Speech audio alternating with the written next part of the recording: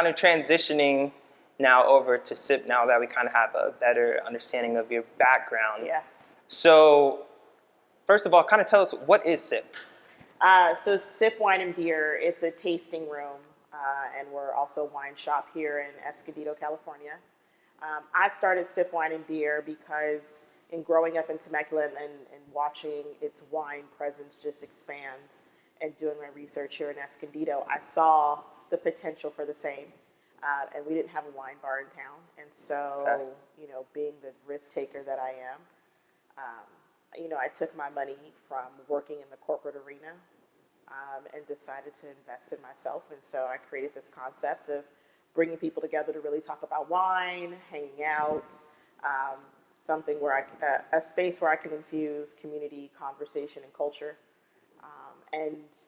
Wine is wine is subjective, but you also have people who think wine doesn't fit them because it's for a certain class of people. Yeah. And so I wanted to change that norm and really create an atmosphere where you can come in and really understand and learn about wine, or just drink it and not be judged, so to speak, because you didn't know how to smell it, swish it, swirl it, whatever. Yeah. And so that's pretty much what the basis of SIP was founded on. Okay. Did growing up in Temecula, being wine country, did it kind of have any influence on you wanting to start a wine bar? Yes. I mean, I'm not classically trained in wine. I don't know wine. But I think my experience working with people is what, if I'm able to create an atmosphere where people can hang out and enjoy different things and converse about different topics and try new wines, that's essentially what Temecula is. I mean, that's what it sprouted into. You have people who go to jazz concerts at the wineries. You have people who, go to flea markets at the wineries. You have people who, we all hang out on a Saturday. We're going to go to a winery and, taste different wines and just hang out and, be able to express ourselves. And so I wanted to have that happen here in Escondido. Okay.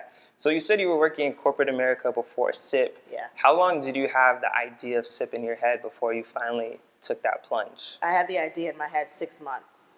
Oh, wow. 6 months and you didn't waste any time. No, you can't waste time. So I had an idea of, that I wanted to open a business in Escondido, and I didn't know what it was. And I told myself, after living here a year, if I didn't see this town start to revitalize, then I was going to figure out how to do it. Okay. And so when the idea of SIP came, it was a matter of writing everything on paper and planning out what it would look like and how much it would cost, and what rent in Escondido for a business would look like, and how much money it would take to have this happen from idea to brick and mortar. And so, it took about 6 months. That's pretty quick. I don't waste time. You can't waste time. Because in my mind, I feel like people, you're like, does someone else have an idea? What's going to happen? And every day, I've already sat on it for 6 months, so I don't want to waste any more time now. It's just okay.